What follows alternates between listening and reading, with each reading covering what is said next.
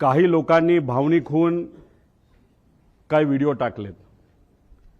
ते व्हिडिओ कसे आहे की दादा परत येतील। 6 जण विमानामध्ये होते, 6वी व्यक्ती दादा होते। जी बॉडी तिथं सापडली ती दादांची नव्हतीच। दादा आज येतील, उद्या येतील। मला त्यांना सांगायचं आहे की आज जर दादा परत आले तर मी सुद्धा त्यांना घट्ट मिठी मारेल।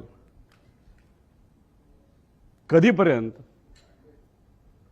जेव्हा दादांचा एक स्वेटर तो सुद्धा जळलेला, त्यांची चप्पल, त्यांचं घड्याळ जे दररोज ते घालायचे आणि ते घड्याळ दादा कधी पण त्यांचा जो वेळ असतो ते 15 मिनिटं पुढे ठेवायचे। 9 वाजले त्या घड्याळात वाजले होते आणि ते जळलेलं घड्याळ बंद पडलेलं तिथं मी बघितलं।